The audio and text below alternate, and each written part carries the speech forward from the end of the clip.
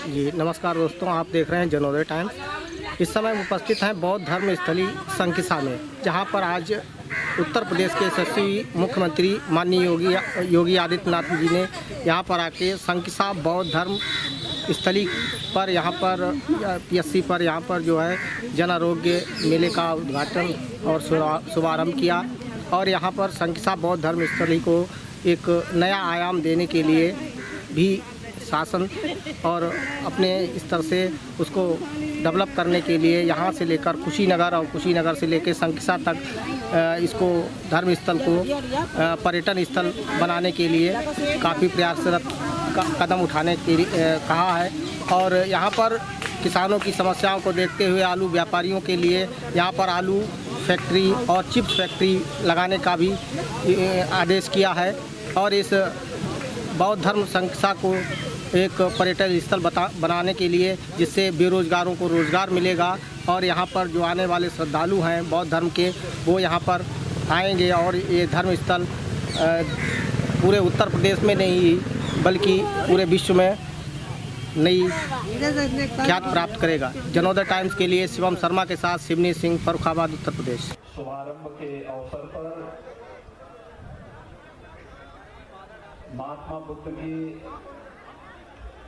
इस पावन अवतरण भूमि पर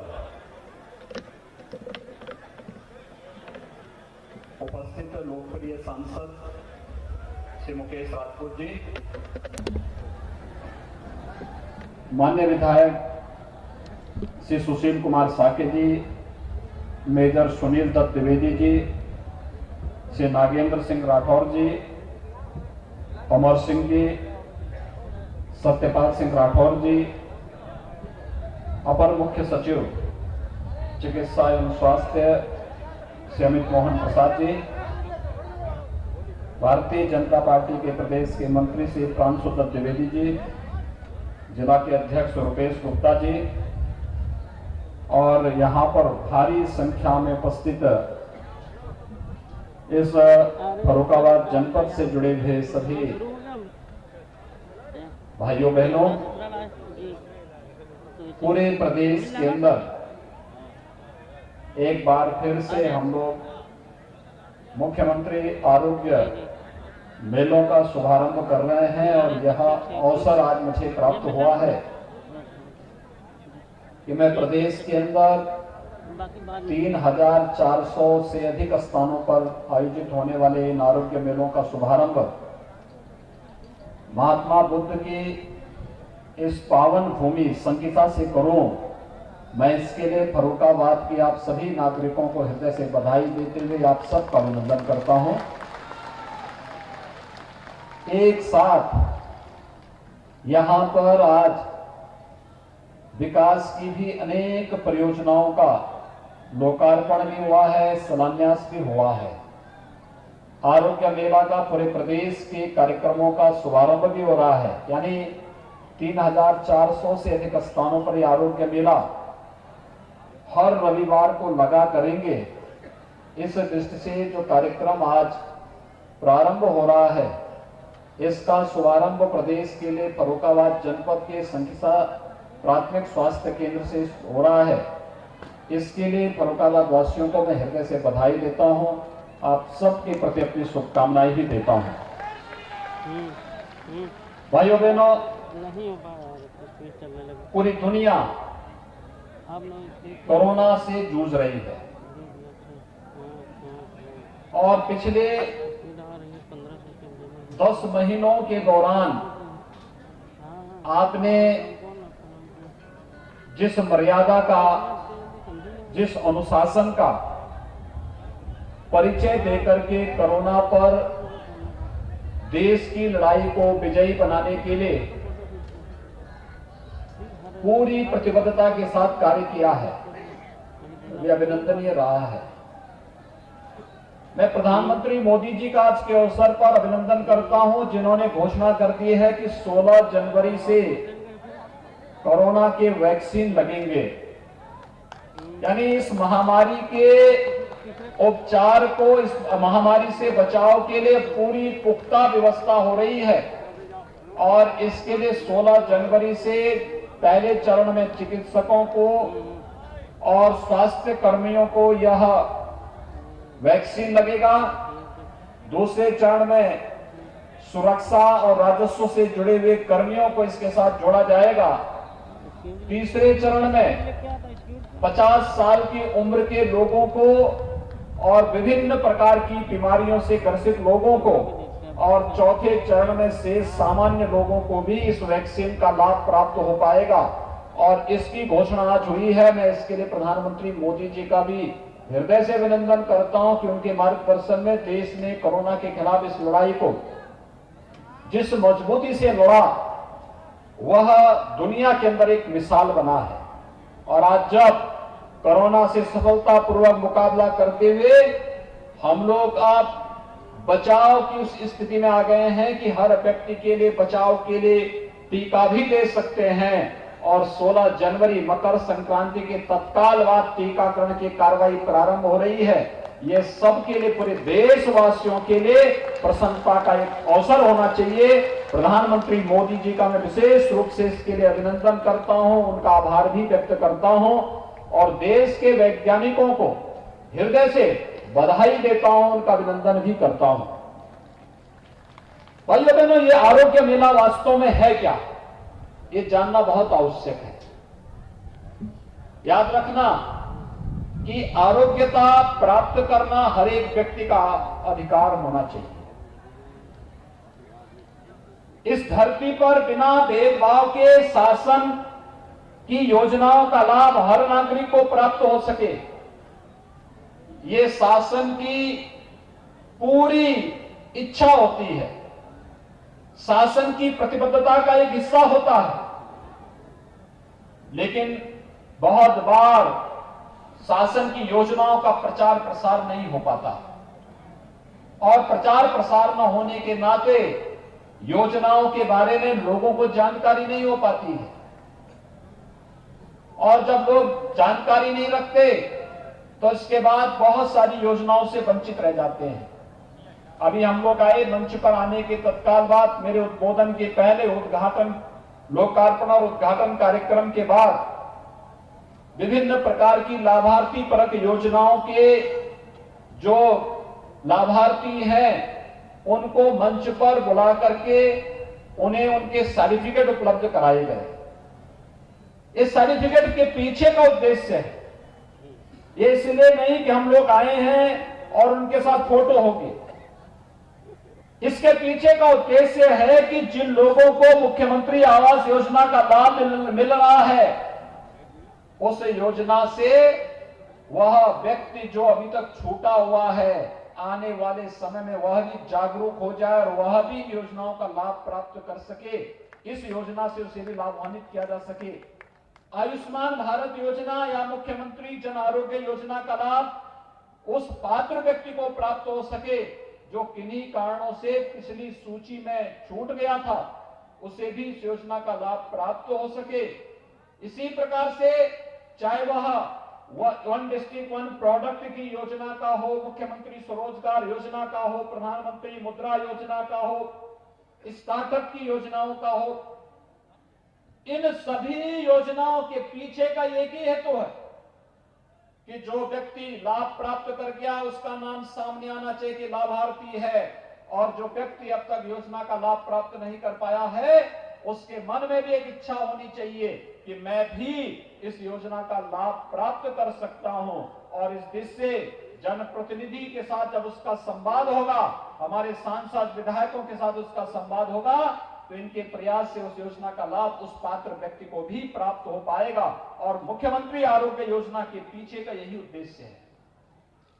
यानी मुख्यमंत्री आरोग्य योजना के मत का मतलब स्वास्थ्य संबंधी, पोषण संबंधी जितनी भी केंद्र और प्रदेश सरकार की योजनाएं हैं, उन योजनाओं को एक स्थान पर लोगों को उपलब्ध करवा करके हर प्राथमिक स्वास्थ्य केंद्र में प्रत्येक सप्ताह वहां पर हम लोगों को इसका लाभ उपलब्ध करवा सकेंगे। आपने देखा होगा प्राथमिक स्वास्थ्य केंद्र में आप जाएंगे, हर एक प्राथमिक स्वास्थ्य केंद्र में ऐसी ही व्यवस्था है।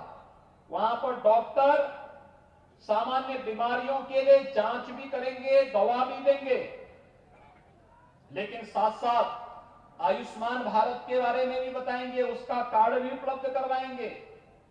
आयुष्मान भारत का कार्ड उपलब्ध कराने के साथ साथ किसी को ट्यूबरक्लोसिस से वो पीड़ित है, टीबी से ग्रसित है, टीबी के उपचार की व्यवस्था भी वहां उसके लिए करेंगे। अगर किसी को अन्य कोई गंभीर बीमारी हो गई है, उसकी व्यवस्था भी वहां, उसके उपचार की व्यवस्था भी वहां पर करनी है।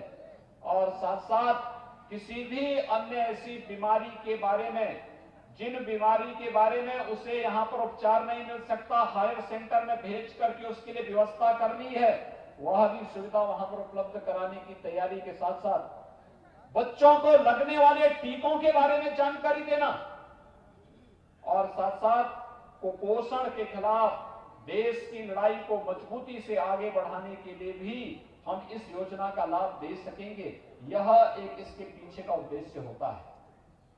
और इसी बीच से जब हम लोगों ने पिछले वर्ष 2 फरवरी से मुख्यमंत्री आरोग्य योजना का शुभारंभ प्रदेश के अंदर किया था, पहले दिन 1 लाख लोग आए, दूसरे मेले में ये संख्या थोड़ी और बढ़ी, और जब 15 मार्च को अंतिम हम लोग इस मेले को आगे बढ़ा रहे थे, उस समय तक हर मेले में 6 लाख 7 लाख तक लाभार्थी पूरे प्रदेश के अंदर आते हुए दिखाई दिए थे। इतनी बड़ी संख्या में लाभार्थियों का आना मेले की सफलता के बारे में स्पष्ट संकेत कर रहा था। लेकिन उसी समय कोरोना के कारण इन मेलों को हमें स्थगित करना पड़ा था।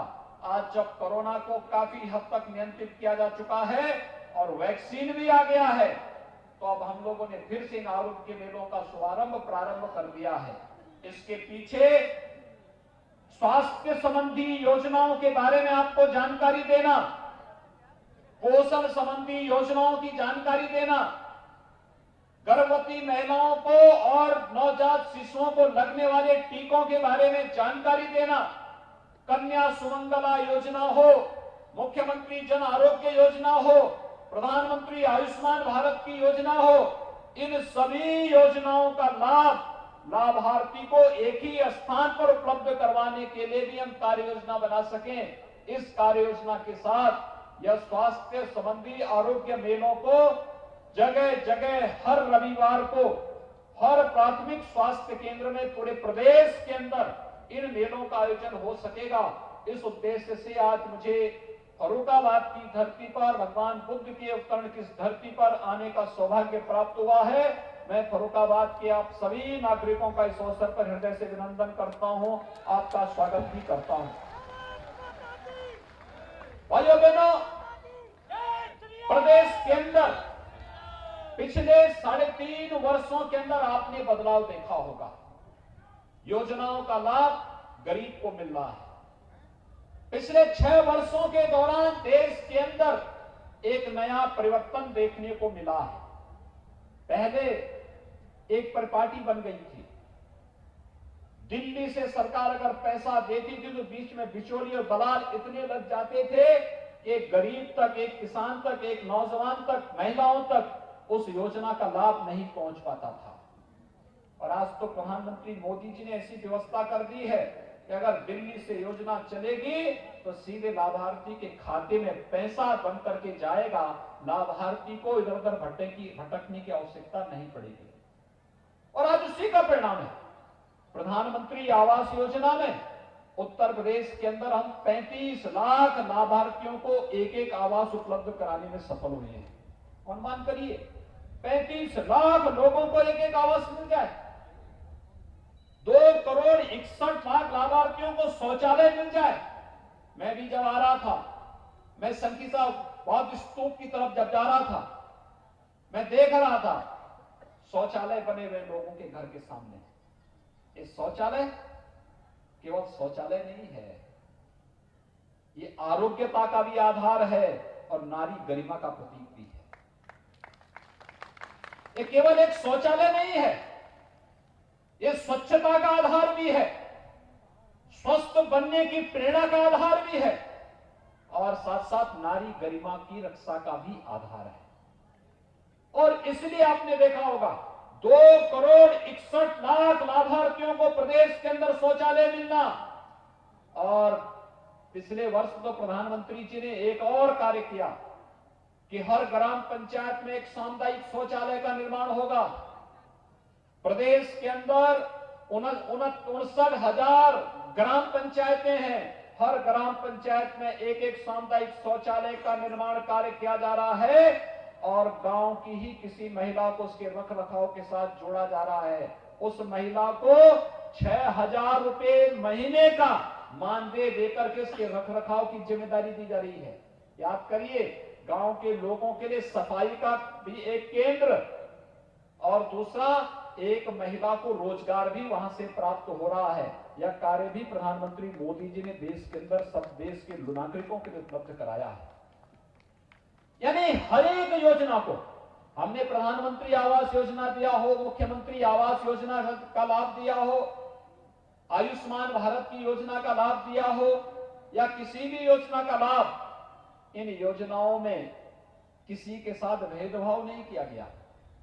जो भी लाभार्थी है, पात्र हैं, उसको योजना का लाभ मिलना चाहिए। हम भेदभाव किसी के साथ नहीं करेंगे, लेकिन तुष्टीकरण के नाम पर भी समाज को बंटने नहीं देंगे। यही तो कार्य सरकार का है और सरकार आज मजबूती के साथ इस अभियान के साथ जुड़ी हुई है, मजबूती के साथ जुड़ी हुई है। क्या किसान हो, क्या नौजवान हो, क्या महिलाएं हो, पहले प्रदेश के अंदर नौकरियां निकलती थी, फर्रुखाबाद के लोग देखते रह जाते थे, कुछ लोग उसका लाभ ले लेते थे, लेकिन आज जब नौकरी निकलती है तो उस नौकरी का लाभ फर्रुखाबाद का नौजवान भी लेता है। 4 लाख नौजवानों को सरकारी नौकरी अब तक हम लोग देने में सफल हो रहे हैं प्रदेश के अंदर। यानी पिछले 3.25 वर्ष के दौरान लगभग 4 लाख सरकारी नौकरी, जिसमें 1,37,000 तो केवल पुलिस कर्मियों की भर्ती प्रदेश के अंदर हम लोगों ने कर दी है। 1,10,000 के आसपास शिक्षकों की नियुक्ति प्रदेश के अंदर हुई है।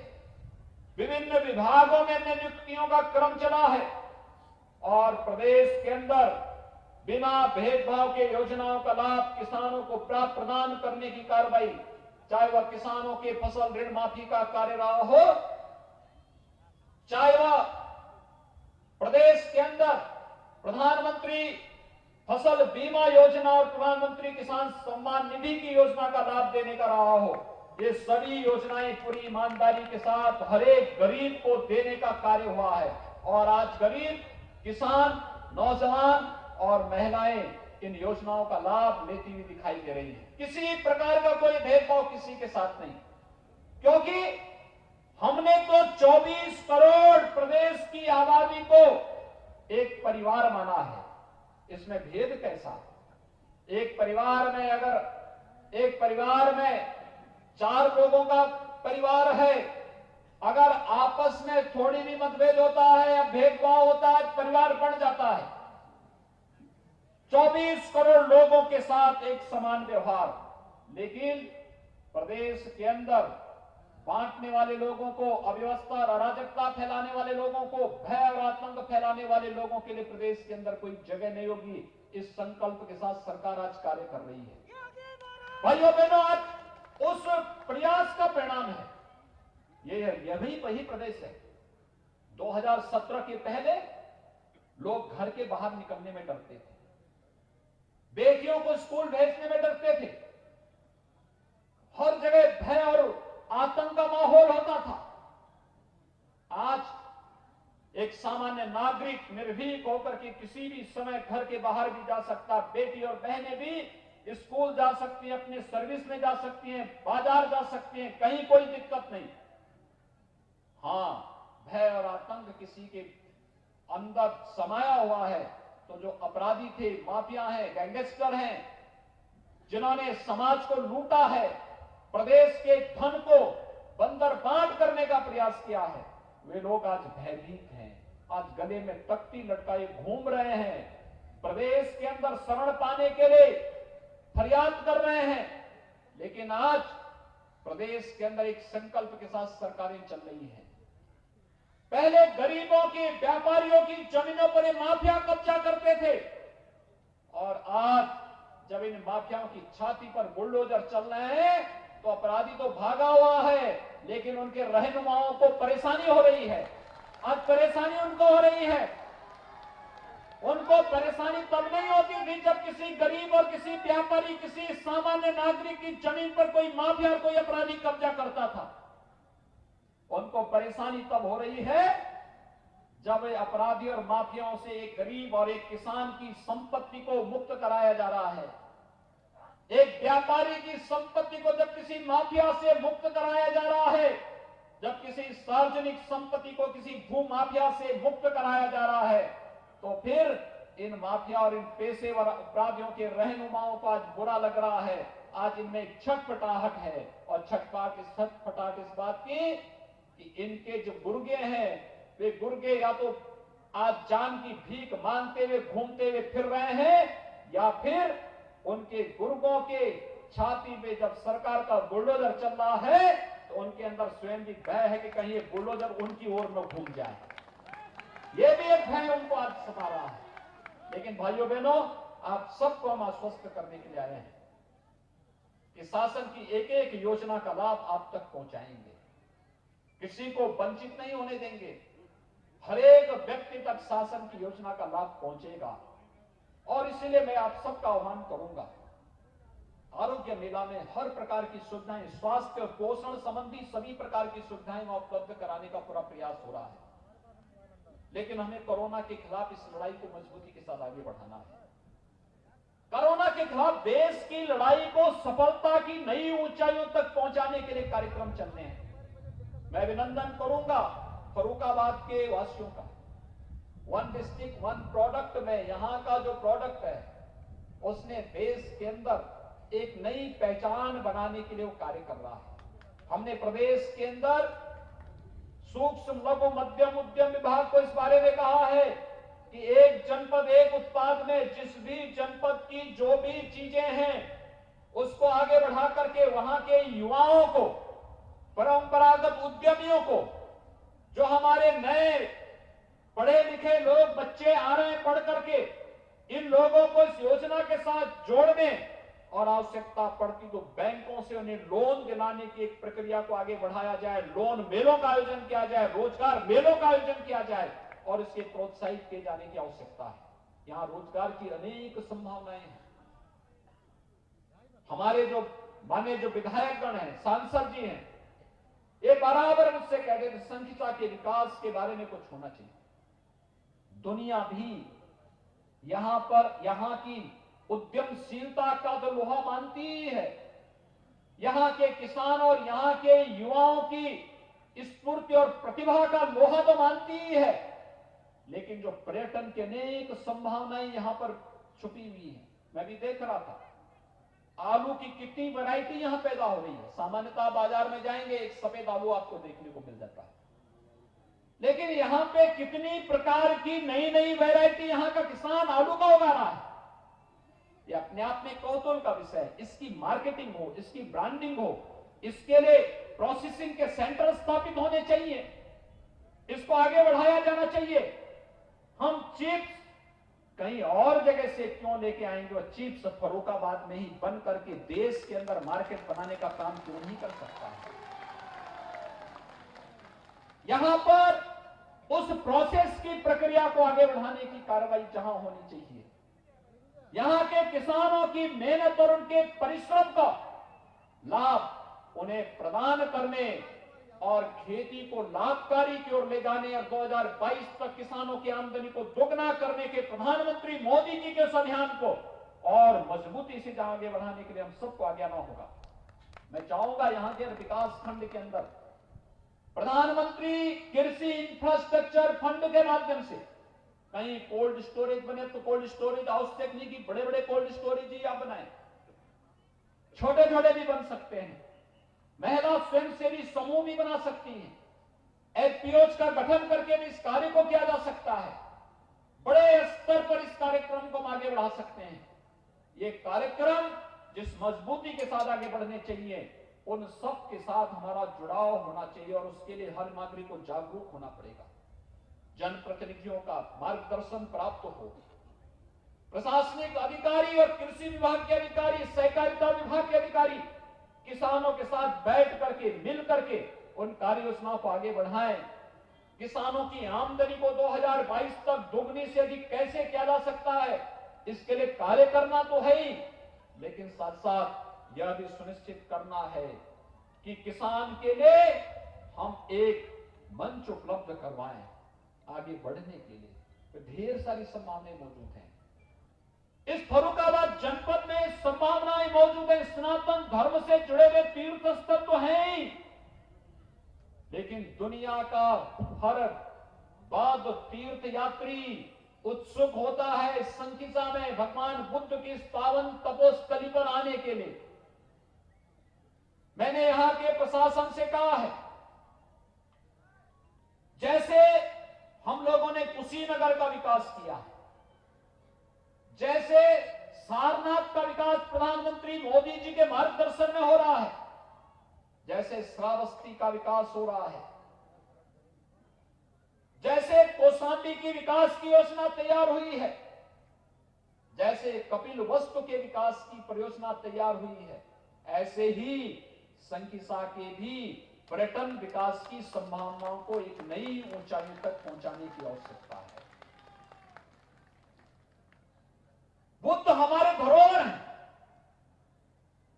और बुद्ध दुनिया के अंदर जब भी मैत्री और करुणा की बात होगी तो भारत के इन लोगों की तरफ दुनिया देखती है, आपकी तरफ दुनिया देखती है। दुनिया आपकी ओर आशा भरी निगाहों से देखती है। जब भी मानवता के सामने अस्तित्व का संकट खड़ा होता है तो दुनिया को बुद्ध नजर आते हैं, और बुद्ध की तरफ जब कोई नजर डालता है तो भाइयों बहनों आपको लोग आशा भरी निगाहों से देखते हैं। पूरी दुनिया से आशा भरी निगाहों से आप सबको देखती है। आपका सौभाग्य है कि बुद्ध की इस पावन धरती पर आप सबको जन्म लेने और कार्य करने का अवसर प्राप्त हुआ है। मैं आज इसी बहाने आया हूं, आरोग्य मेला का शुभारंभ करने के साथ साथ संकिसा का भी पर्यटन विकास की संभावनाओं को नई ऊंचाइयों तक पहुंचाने के लिए हम योगदान दे सकेंगे, यह एक संकल्प लेने के लिए आज आपके बीच में आया हूं। और बहुत शीघ्र पर्यटन विकास की टीम यहां आएगी, यहां के विधायकों के साथ, सांसदों के साथ सांसद और विधायकों के साथ मिलकर के एक बेहतर कार्य योजना को यहां पर जमीनी धरातल पर उतारने की कार्य योजना को हम यहां पर लागू करेंगे। दुनिया का तीर्थ यात्री यहां आएगा। मैंने तो प्रशासन से कहा योजना बनाइए बौद्ध तीर्थाटन का। गौतम बुद्ध विश्वविद्यालय नोएडा से प्रारंभ हो, संकिसा से प्रारंभ हो, लखनऊ से श्रावस्ती से कपिलवस्तु, लुम्बिनी, वहां से कुशीनगर, वहां से सारनाथ, वहां से कौशाम्बी, फिर लखनऊ, संकिसा होते हुए गौतम बुद्ध विश्वविद्यालय। एक कार्य योजना इस प्रकार की बननी चाहिए। और अगर उधर से प्रारंभ होता है सारनाथ से, तो सारनाथ से कुशीनगर से लुम्बिनी, कपिलवस्तु होते हुए श्रावस्ती से लखनऊ से फिर संकिसा, गौतम बुद्ध विश्वविद्यालय के साथ जोड़िए, फिर इसी रूट पर वापस होते हुए कौशाम्बी होते हुए सारनाथ निकलने की कार्रवाई। दुनिया टूट पड़ेगी, लाखों नौजवानों को रोजगार मिलेगा, पर्यटन की ढेर सारी संभावनाओं के साथ यहाँ पे होटल और रेस्टोरेंट का एक नया कारोबार उभर करके सामने आ जाएगा। यहाँ के हजारों नौजवान जो रोजगार के लिए भटकते हैं दुनिया के अंदर, उनको वहां नहीं जाना पड़ेगा। दुनिया रोजगार के लिए फर्रुखाबाद में आएगी। फर्रुखाबाद के अंदर उन संभावनाओं को टटोलिए। क्यों हमारा युवा रोजी और रोजगार के लिए दूसरी जगह जाएगा? हमारे नौजवान को तो नौकरी और रोजगार यहां पे इन संभावनाओं के बीच में मिलनी चाहिए, और इन संभावनाओं को आगे बढ़ाने की आवश्यकता है। मैंने देखा छापा खाने का कितना अच्छा काम यहां पे होता है, कितना अच्छा काम होता है, कितना प्राचीन कार्य होता है। मैं आपके उन पूर्वजों का अभिनंदन करता हूं जिन्होंने छापे खाने का विकास यहां पर किया। उस कालखंड में जब मशीनें नहीं थी, तब कपड़ों के अंदर किस प्रकार की डिजाइनिंग होनी है। आज तो तकनीक आ चुकी है, लोग आगे बढ़ चुके हैं, लेकिन उस समय उन्होंने जो कार्य करके दिखाया, आज की तकनीक उनके सामने फेल है। कितना अभिनंदनीय कार्य उन्होंने किया था। इस धरोहर को बचाने की आवश्यकता है, इसको आगे बढ़ाने की आवश्यकता है, इसको नई तकनीक के साथ जोड़ने की आवश्यकता है। अगर हम इन कार्यक्रमों को आगे बढ़ा सकेंगे, बहुत अच्छा कार्य होगा, बहुत अच्छी दिशा में आगे बढ़ेगा। एक बार फिर से विकास की योजनाओं को आप सबके साथ जोड़ने, आरोग्य मेला का लाभ यहाँ के लोगों को प्राप्त हो, इसका लाभ आपको देने के साथ पूरी प्रतिबद्धता के साथ इसको दोहराने के लिए आज यहां पर आते हुए मैं आप सबका आह्वान करूंगा। कोरोना के खिलाफ लड़ाई अंतिम चरणों में चल रही है, अंतिम चरण में चल रही है, लेकिन कोरोना के प्रति सावधानी हमें बरतनी पड़ेगी। सार्वजनिक स्थानों पर निकलते हैं, मास्क का इस्तेमाल जरूर करें। वर्ल्ड फ्लू का एक नया वो सामने आ रहा है, उसमें भी सावधानी करते हैं। सावधानी और सतर्कता इन बीमारियों से बचाएगी। सरकार अपने कार्यक्रमों के साथ बचाव के लिए पूरा आपके लिए कार्य करेगी। यह हमारे लिए एक एक नागरिक का जीवन महत्वपूर्ण है और सबकी सुरक्षा, सबको उत्तम स्वास्थ्य और आरोग्यता देना, ये केंद्र और प्रदेश सरकार की प्राथमिकता में है। और उसी प्राथमिकता के साथ आज आप सबको जोड़ने के लिए मैं विशेष रूप से आपके बीच में यहां पर उपस्थित हुआ हूं। मैं एक बार फिर से यहां पर संगीता के विकास के साथ साथ यहां पर इस आरोग्य मेला को प्रदेश के अंदर लागू करने के लिए मैं एक बार फिर से फर्रुखाबाद वासियों को इस मेले के साथ साथ हर रविवार को हर प्राथमिक स्वास्थ्य केंद्र में हम मुख्यमंत्री आरोग्य मेला और उसके माध्यम से स्वास्थ्य संबंधी, पोषण संबंधी सभी प्रकार की योजनाओं को वहां पर उपलब्ध करवा पाएंगे। इसका लाभ आपको और प्रदेशवासियों को प्राप्त हो पाएगा। इस विश्वास के साथ मैं इस आरोग्य मेला के शुभारंभ के अवसर पर एक बार फिर से पूरे प्रदेशवासियों को हृदय से बधाई देता हूं, अपनी शुभकामनाएं देता हूं। कोरोना वैक्सीन की घोषणा करने के लिए आदरणीय प्रधानमंत्री जी का अभिनंदन करता हूं। देश के वैज्ञानिकों का अभिनंदन करते हुए उन्हें बधाई देता हूं और पूरे देशवासियों को शुभकामनाएं भी देता हूं कि प्रधानमंत्री जी के मार्गदर्शन में दुनिया के अंदर सबसे अच्छा कोरोना प्रबंधन का कार्य भारत के अंदर प्रधानमंत्री मोदी जी के नेतृत्व में हुआ और अब भारत दुनिया के अंदर पहला देश बना है जो एक साथ दो वैक्सीन लेकर के अपने देश के नागरिकों को लेकर के आ रहा है। यह प्रधानमंत्री मोदी जी के यशस्वी नेतृत्व के कारण हो पाया है। मैं इसके लिए भी प्रधानमंत्री मोदी जी का अभिनंदन करते हुए देश के वैज्ञानिकों का हृदय से उन्हें अभिनंदन करता हूं, उनको बधाई देते हुए आप सभी को शुभकामनाएं देता हूं। धन्यवाद। जय हिंद। बहुत बहुत धन्यवाद माननीय मुख्यमंत्री जी, आपके मार्गदर्शन के लिए और आपके उन सभी प्रयासों के लिए जो आप हम सब के विकास के लिए कर रहे हैं। और अब मैं जिलाधिकारी श्री मानवेंद्र सिंह जी से अनुरोध करूंगी कि हम सब की ओर से माननीय मुख्यमंत्री महोदय को स्मृति चिन्ह प्रदान करें। भगवान बुद्ध की प्रतिमा आशीर्वाद के स्वरूप। और अब मैं मंच पर आसीन माननीय विधायक अमृतपुर माननीय श्री सुशील कुमार शाक्य जी से अनुरोध करूंगी कि वो अतिथियों के प्रति आभार व्यक्त करें।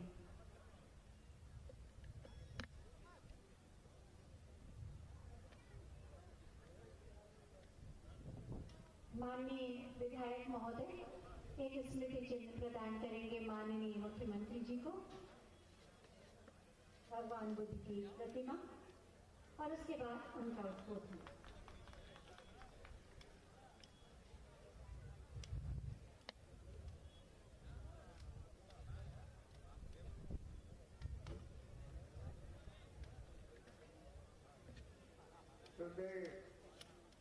उत्तर प्रदेश के मुख्यमंत्री माननीय योगी आदित्यनाथ जी, मंच पर बैठे हम सबके लोकप्रिय सांसद मुकेश राजपूत जी,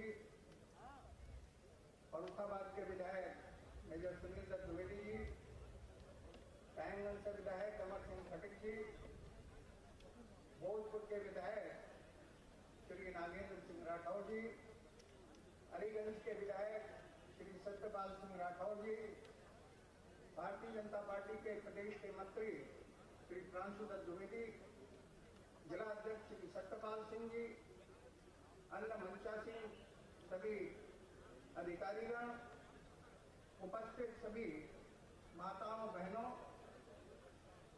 और भारतीय जनता पार्टी के सभी कार्यकर्ता बंधुओं, मैं बहुत आभारी हूं माननीय मुख्यमंत्री जी का, जिन्होंने संकिसा का चयन किया मुख्यमंत्री आरोग्य मेला का पूरे प्रदेश में उद्घाटन करने के लिए। ये भगवान बुद्ध की धरती